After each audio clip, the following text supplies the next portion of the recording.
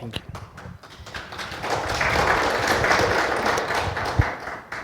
Well, now you guys know me. I'm Gian Pimentel, and the title of today's presentation is "In a Diet of the Creator's Choice." And so, this is a topic that have been very interested in ever since I was a kid. I will see people dying from cancer, dying from diabetes, as well as strokes, cardiovascular disease in general. And it's funny because you often hear people say, "Oh, I can wait for scientists to find a cure for cancer," or "I can wait for scientists to find a cure for diabetes." And the cure for all those diseases have always existed, and it is nutrition. And here in the United States, we are currently undergoing epidemic of obesity, diabetes, cancer, and other chronic diseases that develop from just not having the adequate diet. So, for instance, heart disease is the leading cause of death. Is that? There you go. So heart disease is the leading cause of death for men, women, and people of most racial and ethnic groups in the United States. One person dies every 37 seconds, 30 seconds in the United States from cardiovascular disease. So not even car accidents or alcohol comes close to this number. More than 100 million US adults are now living with diabetes or pre-diabetes, according to the Center of Disease and Control, which is a government agency that keeps track and stats of all these values. The reports finds that as of 2015, about 30.3 million Americans, which accounts to 9.4% of the total population, have diabetes. In regards to cancer, we know that cancer is among the leading causes of death worldwide, and in 2012 there were 14.1 million new cases and 8.2 million cancer-related deaths worldwide. The number of cancer incidents or frequency in the United States is 439.2 per every 100,000 men and women per year. And in 2018, an estimated 1,735,350 new cases of cancer were diagnosed in the US, and about 35% of the people will die from the disease. The most prevalent, or ranking at number one, we have breast cancer, followed by pulmonary cancer.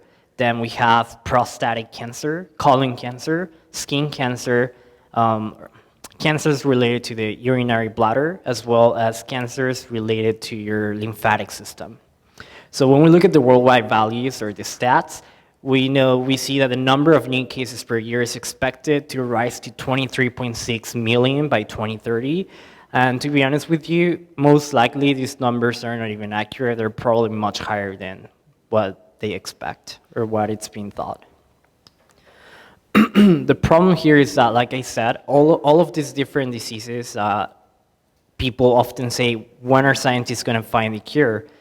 Like I said, the cure has always existed, and it's nutrition.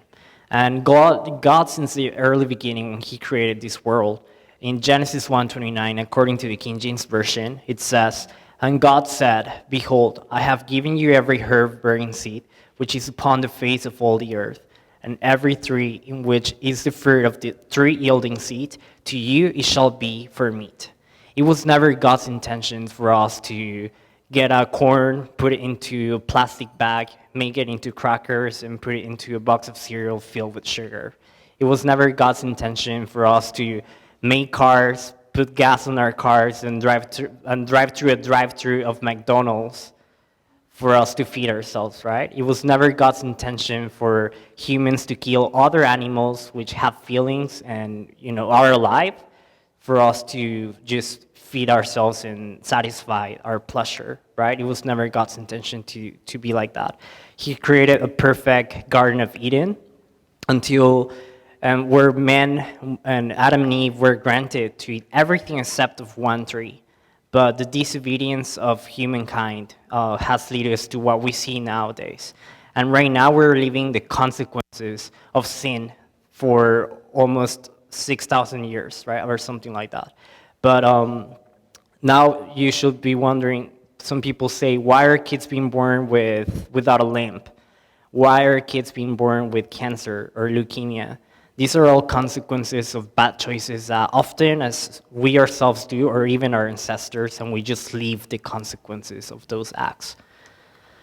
Also in 1 Corinthians 6, 19, 20, it says, What? Know ye not that your body is a temple of the Holy Ghost, which is in you, which ye have of God, and ye are not your own? For ye are bought with a price. Therefore, glorify God in your body and in your spirit, which are God's. So, especially in the times that we live in, we truly need the power of the Holy Spirit. But in order to do so, we need to invite the Holy Spirit. And by doing that, we need to take care of our bodies, not only mentally, but physically as well. And the foods that we put into our bodies will definitely have an effect in our spirituality as well. So not only our health, but our connection with God. In 2 Chronicles 20:20, it says, Hear me, O Judah, and ye inhabitants of Jerusalem. Believe in the Lord your God, so shall ye be established. Believe his prophets, so shall ye prosper. And as Seventh-day Adventist, and according to the prophecies written in Daniel, we can see that after 1844, the prophet Ellen G. White was inspired by God. As a Seventh-day Adventist, we believe she's a prophet of God and one of the founding fathers of the Seventh-day Adventist movement.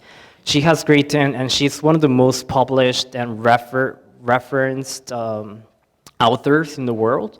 And since late 1800s, early 1900s, she wrote basically everything we need to know about health and nutrition and exercise.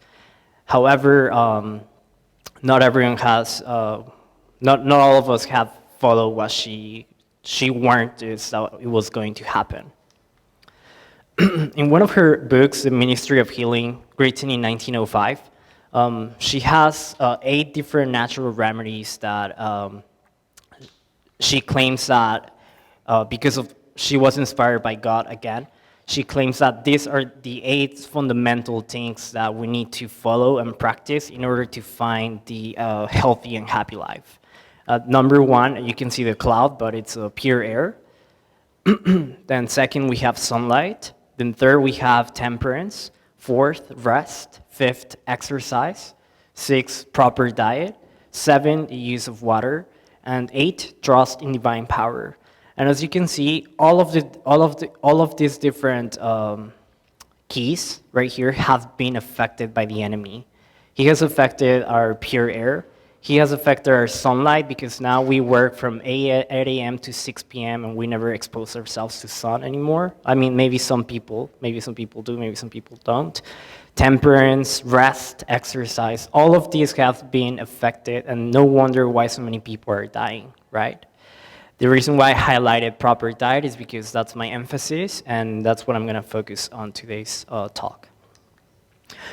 So as you here in this graph, I wanted to show you the life expectancy in long-lived populations among different parts of the world and the US. As you can see, starting from 1960 all the way to 2000, we have an increasing trend where the life expectancy has increased in certain populations. We can see that actually the longest lived population here in the United States are the Seventh-day Adventists from Loma Linda. And this was actually shown in my class at Cal Poly Pomona, which is not even a Seventh-day Adventist school. Some other populations that are also known to have the longest life expectancy are Sweden, Japan in general, and to be more specific, Okinawa, because we will see in the next slide why. Like I said, the Seventh-day Adventists are known, to be more specific, the people from Loma Linda are known to be the longest lived populations around the world. And that is because they have very specific dietary guidelines as well as just lifestyle things. Like, for example, Loma Linda in particular, without including Sardinia in Italy and Okinawa, Japan, they are known to be healthy and engage in healthy social circles, and they eat nuts. But some of the common things that we see among these 3 different groups is that They are family center. They don't smoke. They have a plant-based diet. They have a constant moderate physical activity. They engage in social activities or events, and they eat legumes, right? But for example, Okinawa, the people from Okinawa and Loma Linda have in common that they have a soy consumption or a high intake of soy products. They don't drink alcohol, and they have faith. And then we see, for example, some of the similarities between Sardinia and Loma Linda is that they eat whole grains and they're culturally isolated, but not Okinawa. Whereas, for example, Okinawa and Sardinia do things that are not commonly seen in the populations from Loma Linda. For example, they have empower women, sunshine, and gardening. Again, this might not apply to everyone, but these are some of the things that researchers have noticed. In Okinawa, people have no time urgency. They have a lot of likability, and they also consume turmeric. And then in Sardinia, they are particular in, they have a lot of high intake polyphenol from wine. They drink a lot of wine in Italy, and they also consume a lot of fava beans. So as you can see, nutrition plays a critical role in how diseases are progressed, right? And so in order for us to understand how nutrition works, we first need to understand how our body works. So the human body is a multicellular organism, and we are made of eukaryotic cells. And eukaryotic cells, it just means that our cells have a true nucleus at the center, a cell-bound membrane nucleus in the center where we store our DNA, our genetic material. We are diploid organisms, which means that we have 23 pairs of chromosomes stored in our nucleus, where 23 chromosomes come from your mom and 23 chromosomes will come from your dad. And as you can see, science has advanced so much that they have discovered all the different organelles within the cell. And I can assure you that not even Elon Musk and all these scientists sending rockets to space, nothing comes as sophisticated and as advanced as a human cell. Nothing comes as close as a human body. Why? Because we are made in the image, in the likeness of God. And we are created by God, not humans. Not even your cell phone, the internet, nothing comes as well thought out as a human cell. And that is because, like I said, God created us, and as you can see, the cells are very complex, and they totally run and function according to the nutrients that you get from your diet. But in order to understand how a cell works, you need to understand the most basal form of anything that exists in this world, which are elements, right? Our elements are made out of atoms. So for instance, a carbon atom is composed of, every atom has the same shape. At the center is going to have its nucleus, which is composed of your nutrients and your proteins, right? And then on the outer shells, that's where you have your electron shells, and that's where you store your electrons. And you're always going to have a pair of 2 electrons together in each shell. And I want you to keep that in the back of your mind, because that's very important for one of the next slides that we're going to be talking about. But basically, all atoms are formed from this manner, this way. And it really just depends. For example, arsenic is going to have different amounts of nutrients and proteins and electrons. So it really is according to the number of electrons, proteins, and nutrients that is going to characterize each element. And then that is the most basal unit. You cannot even see an atom in the microscope. But then when different atoms come together, they form molecules. For example, the molecule of water, we all know it, it's H2O. It means that it has 2 atoms of hydrogen and 1 atom of oxygen, right? And then when different molecules come together, then you form a cell, right? And then different cells will come together to form a tissue. And then once you have different tissues, you form an organ like your kidney, your stomach, your liver, etc. Once you form your organ system, it could be your digestive system, your peripheral nervous system, your central nervous system, and so on. And lastly, all your organ system come together to form an organism or a human body. So maybe you're wondering, how is it possible that we are static bodies, right? I mean, at some point you were a baby, now maybe you're in your 30s, in your 40s, or maybe more. But how is it possible that we live for so long with the same body and we don't really change skins like some snakes do, for example, right? We're still in the same body, and that's because we are constantly dividing our own cells, right? Our bodies don't have the same cells that you had when you were a kid. But the reason why you are the same person and you keep expressing those same phenotypes within your body, it's because you have DNA, right? And the DNA, it's basically your genetic material. It's the instructions to build anything within your body. I want you to think of it as a blueprint to build a house. So, for example, an architect will use a blueprint to build a house, but first the architect needs to sit down, think of his idea, plan it out well, make a blueprint, and then once you have your blueprint, then you will get some bricks, you will get some tiles, floors, windows, etc. You will put it together to form a structure, to form a house, to form a school or a hospital. The same way your DNA acts as a blueprint. That's where you store the coding, for example. And then you use amino acids, for example. And amino acids are the ones that you get from your proteins, from your diet, right? Then you use these amino acids to form, for example, an enzyme, a neurotransmitter, different parts of your cells. There's proteins that serve for signaling, like an enzyme, like a neurotransmitter. There's proteins that serve as a structure, for example.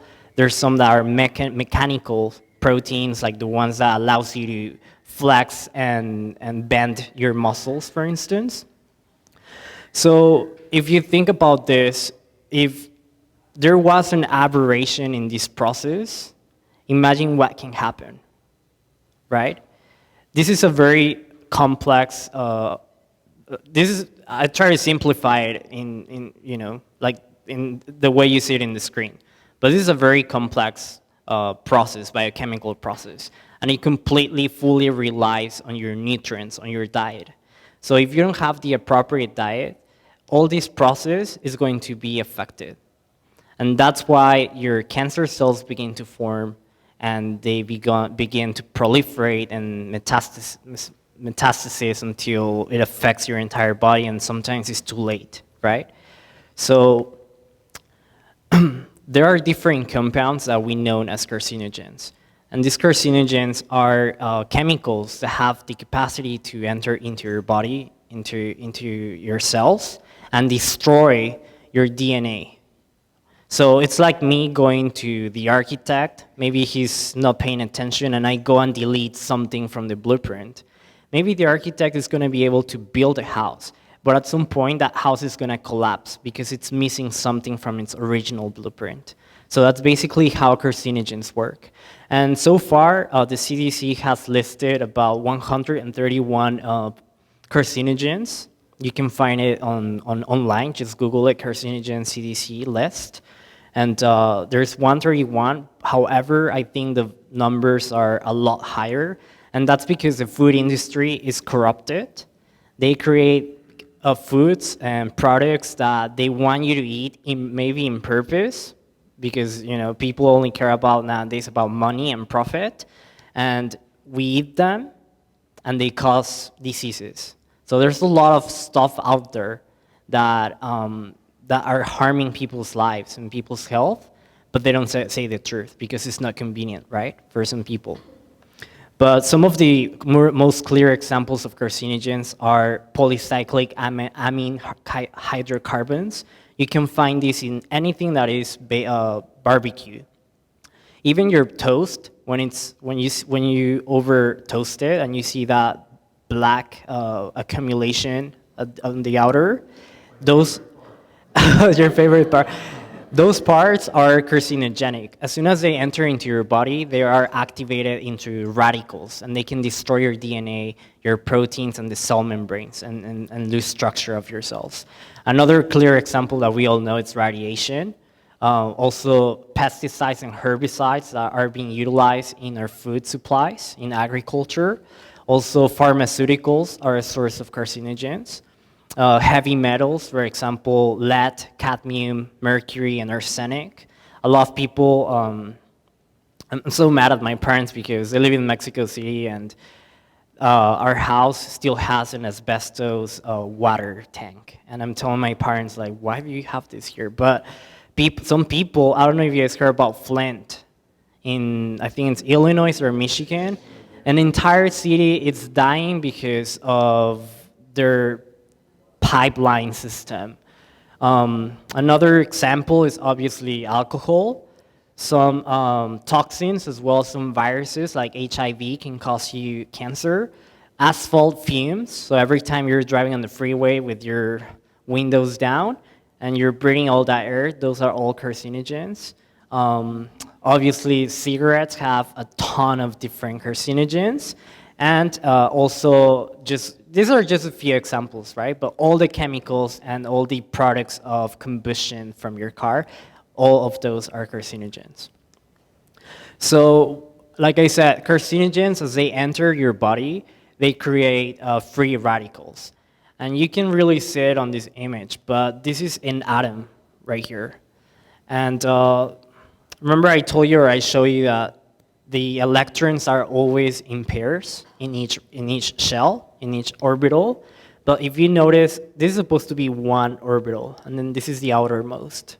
So if you notice right here, that electron is not paired, it's by itself. And different reactions that can happen because of carcinogens enter your human body, they're activated and they form these molecules, these atoms, which are called free radicals. So free radicals have the capacity, like I said, to go into your DNA and destroy it, to change it, to cause mutations. They can actually disrupt the shape of your enzymes, the neurotransmitters, your proteins, and they can also disrupt the cell membrane, which gives that circular shape to your cells. So basically, oxidative stress can be defined as the imbalance between your free radical production and endogenous antioxidant defense mechanism. So our body is so well thought out and well designed that we have an inbuilt antioxidant defense mechanism. But if you are frequently exposed to carcinogens, either from your diet or just the environments that we live in, just for living in a big city like LA, for example, this system can be collapsed. However, the good news is that we have foods and different things that God has created that can reverse and can prevent that damage. So as you can see, if you ever heard of antioxidants that they're good for you and they help you age slower, that is true. And that's because antioxidants, they have a lot of electrons that they can donate. So this guy comes here and he's like, oh, I'm gonna give you a free electron. So he donates his electron and it stabilizes the molecule. And then your body, then once it's stabilized, you can get rid of it either through your bile salts when you go to the bathroom or your urine. So that's the way we detoxify ourselves from different chemicals that we're constantly exposed to. So oxidative stress is responsible for the progression of multiple diseases, and this has been proven, even though a lot of people in the medical field don't want to accept it because they rather give you pharmaceuticals. Once again, why? Because they get profit. But it's been proven that cancer, cardiovascular disease, neurological disorders like ADHD, autism, cognitive delay, schizophrenia, Alzheimer's, Parkinson's are caused by oxidative stress. Also, single nucleotide polymorphisms, which is basically changing your DNA and causing mutations. That is why some kids are already born with leukemia, they're already born without a leg, they're born with aberrations in their development. Also acne, chronic inflammation, faster aging, sarcopenia, which is the loss of muscle of tissue at later stages in your life, chronic obstructive pulmonary disease, and frailty. All of these different conditions are caused by oxidative stress.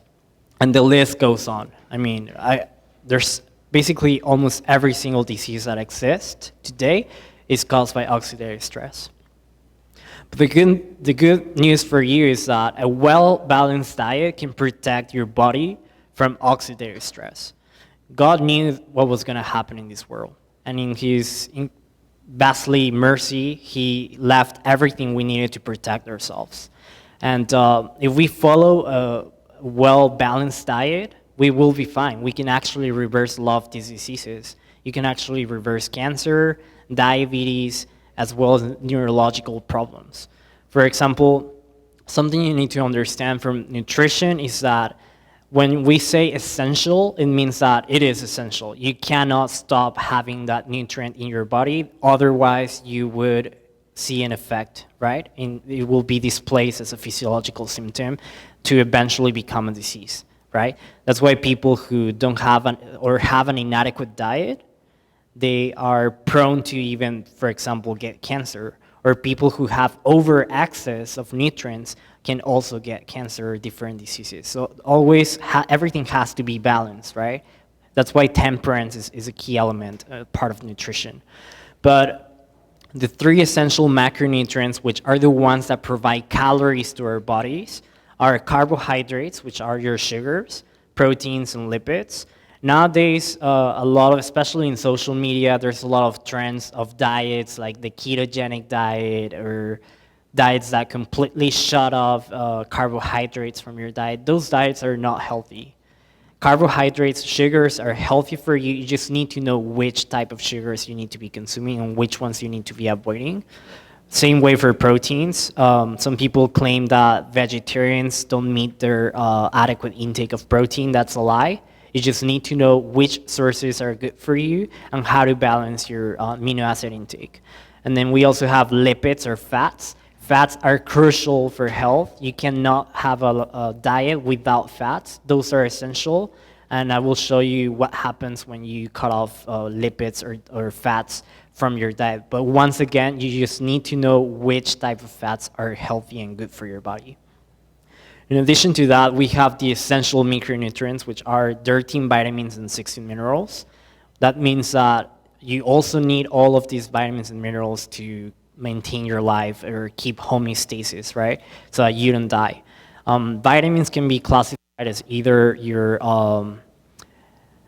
water soluble or lipid or fat soluble. That's why if a person lacks fats in their diets, they're not going to be able to absorb those fat-soluble vitamins. And I don't really have time to touch on vitamins and minerals this time because there's a lot of stuff I would like to talk about. Perhaps in the future, I will make another presentation just emphasizing the importance of vitamins and minerals. What I do want you to know is that if you become to have a plant-based diet, you need to make sure that you're getting all the nutrients. Otherwise, it is possible that you will have develop a disease or even death. Most importantly, water. Water is the main solvent for all biochemical reactions.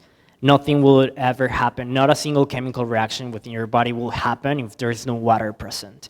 That's why water is so important. And especially that we get a clean source of water. You need to be drinking at least 2 to 3 liters per day. And then we also have your bioactive compounds. These are very integrated and within the foods that you eat. Phytochemicals are only found in plants. And if we have time, I will show you what's the importance. Phytochemicals is something very new. If you said 10 years ago the word phytochemicals in the science field, nobody knew what it was. And now we're really trying to understand how phytochemicals are the ones responsible for. Have you ever heard of people say, oh, eat pineapple and it's going to help you for this? That's what they do. The phytochemicals are the ones that have those particular actions in your body. And then DHA and EPA, it's also a very important lipid that tends to be forgotten, especially because DHA and EPA is found in fish, but I do not recommend people to eat fish, and that's because the oceans are so polluted. You really are not eating healthy fish anymore. I mean, we're in 2020, Jesus is about to come back, and eating fish is not healthy, definitely. And that's because of the conditions in which we live right now in the world. But I will show you which sources are healthy and good for you for DHA and EPA. So the original diet chosen by the creator, according to the Council's on Diet and Food, and according to what we saw in Genesis, it consists of grain, fruits, nuts, and vegetables. If remember, these are the type of foods that you need to eat on a daily basis. Once again, grains, fruits, nuts, and vegetables. The reason why is because these foods will give you all the nutrients your body requires. It doesn't require meat. It doesn't require fish. That is a lie. That is a lie. It doesn't require. You don't need milk or dairy products for your calcium either. Everything is found in nature, and God put it there for a purpose. So, regarding carbohydrates, which is one of the essential macronutrients, remember we have carbohydrates, proteins, and fats. So, carbohydrates gives us about 4 calories per every gram.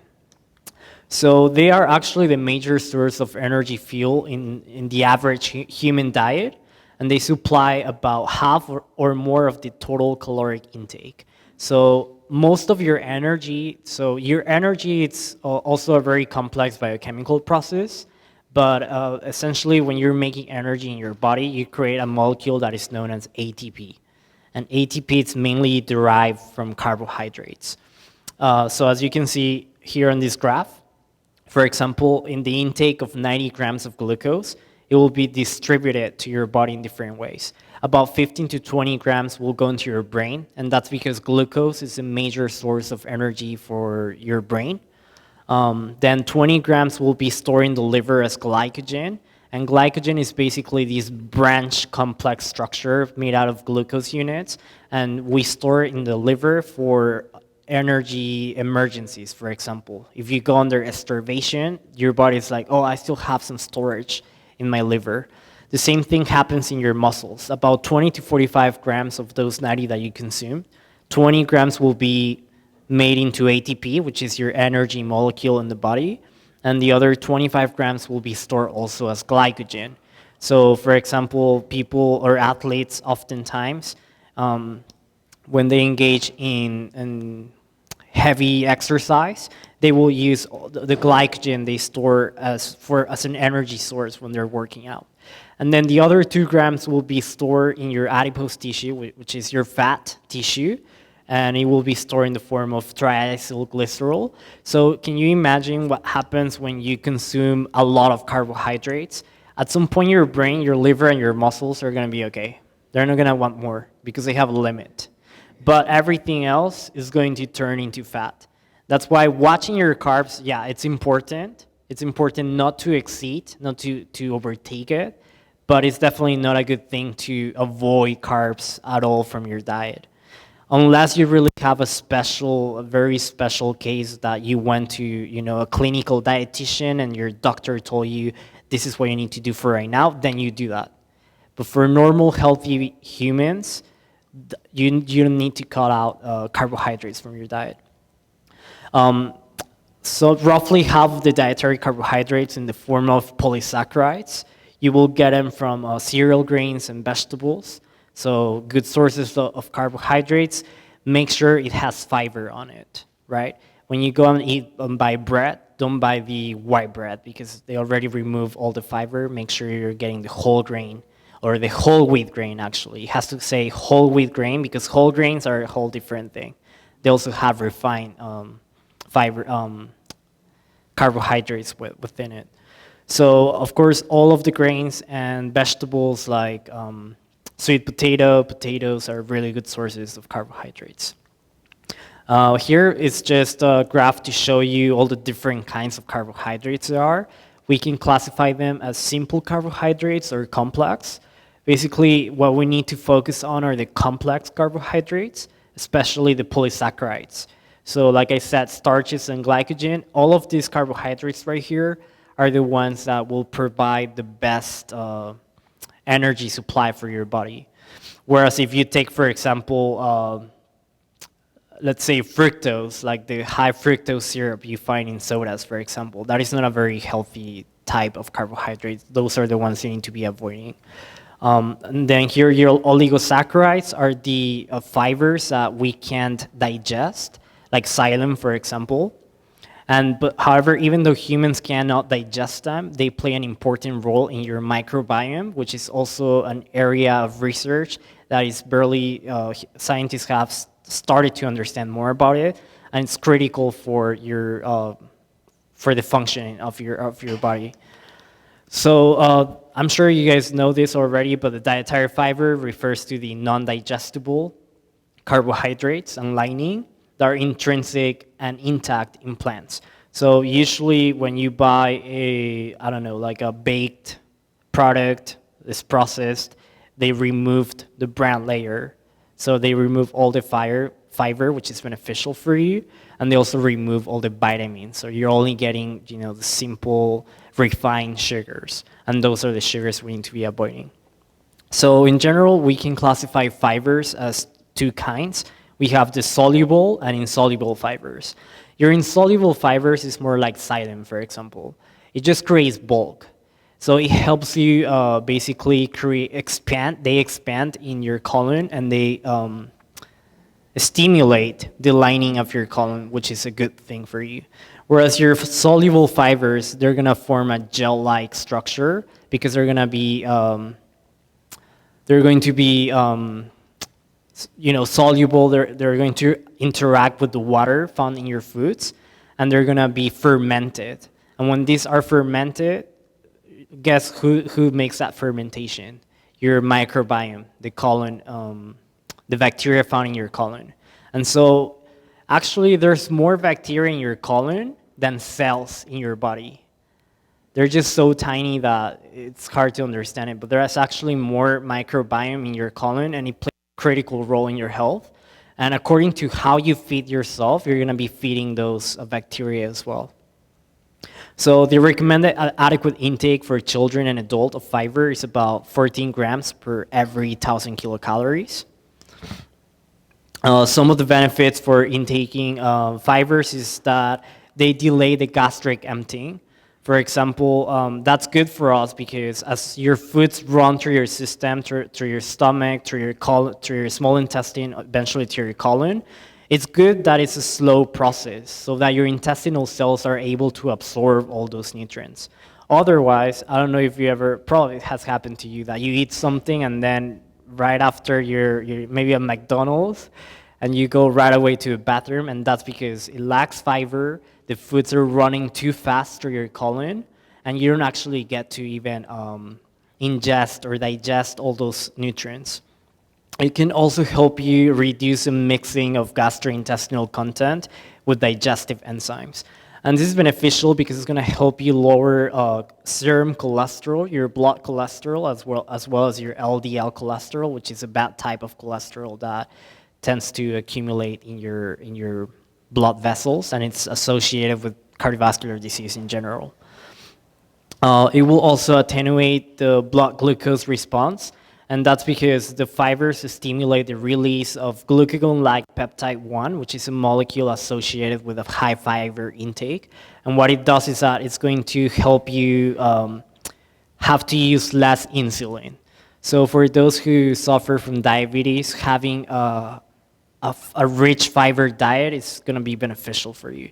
And then lastly, it will help you diminish the absorption of fats in general.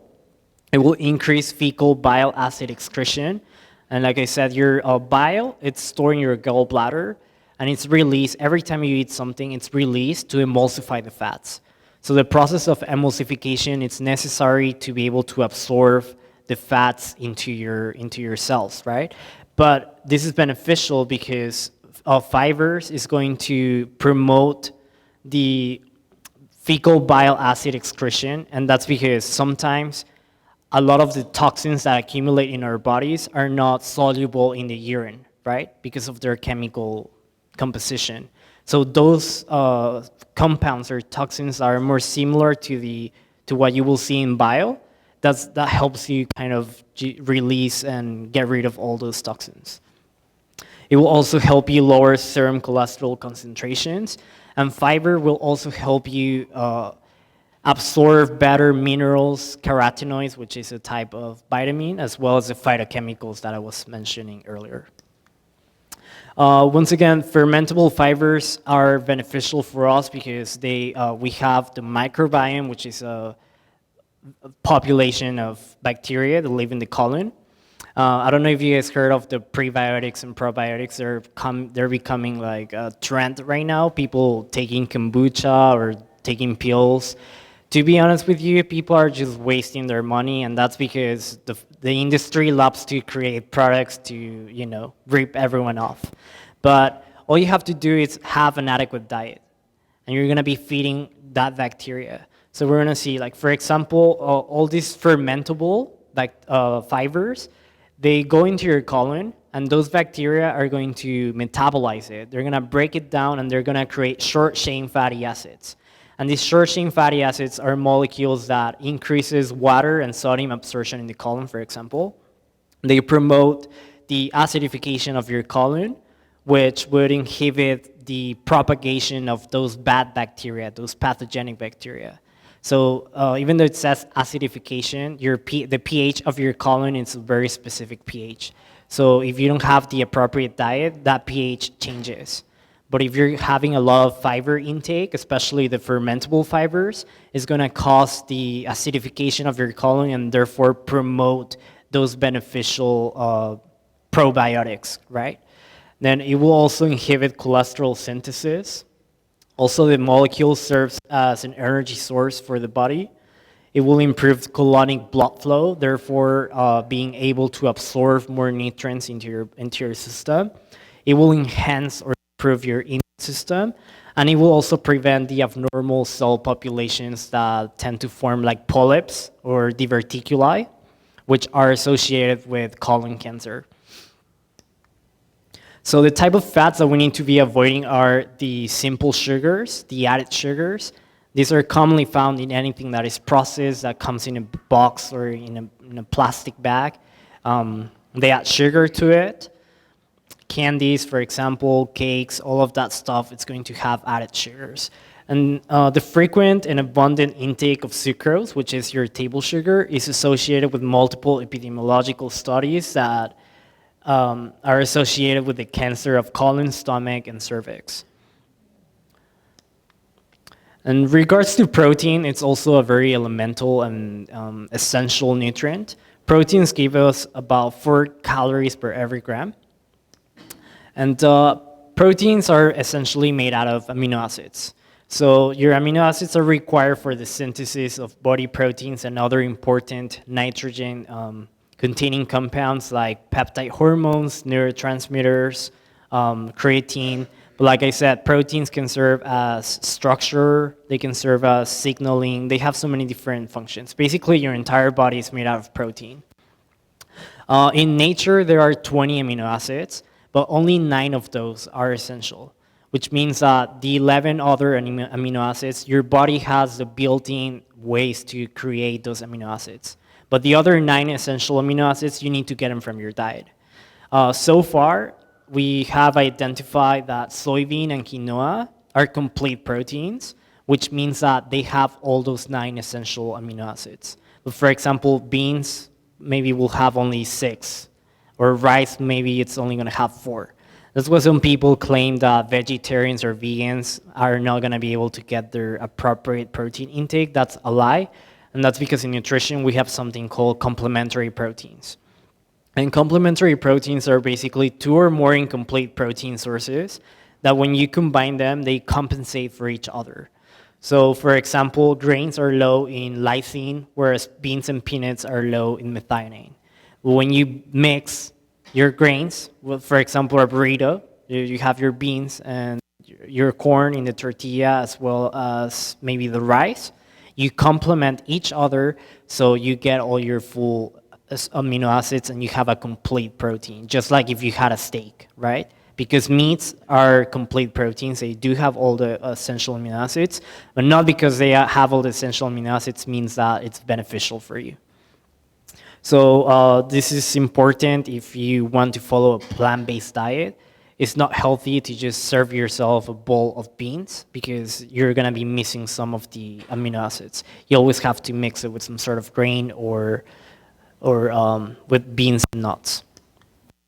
So according to Ellen G. White, the reason why we need to really consider on switching to a plant-based diet is because it's linked to so many diseases.